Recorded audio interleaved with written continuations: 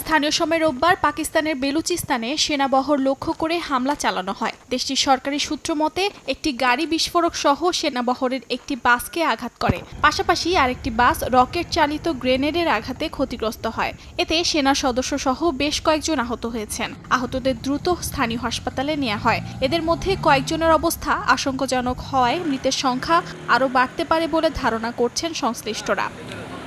হামলার দায় স্বীকার করেছে বিচ্ছিন্নতাবাদী সংগঠন বেলুচ লিবারেশন আর্মি। তাদের দাবি, এই হামলায় পাকিস্তানি সামরিক বাহিনীর ৯০ জন সদস্য নিহত হয়েছে। সুনির্দিষ্ট পরিকল্পনার মাধ্যমে সেনা সদস্যদের হত্যা করা হয় বলে বিবৃতিতে জানায় বিএলএ।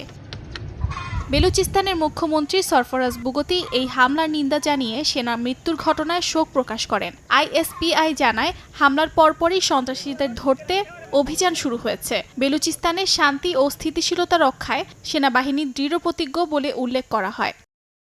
গেল মঙ্গলবার বেলুচিস্তানেই যাত্রীবাহী জাফর এক্সপ্রেস ট্রেন হাইজ্যাক করে বেলুচ লিবারেশন আর্মি। বহু যাত্রীকে জিম্মিও করা হয়। পরে নিরাপত্তা বাহিনীর চেষ্টায় তাদেরকে মুক্ত করা হয়েছে। ওই ঘটনাতেও নিরাপত্তা বাহিনীর সদস্য, ট্রেন চালক সহ কয়েকজন নিহত হন। অভিযানে বেশ কয়েকজন অস্ত্রধারীরও মৃত্যু হয়। অর্জিতা শাহজিন, সময় সংবাদ।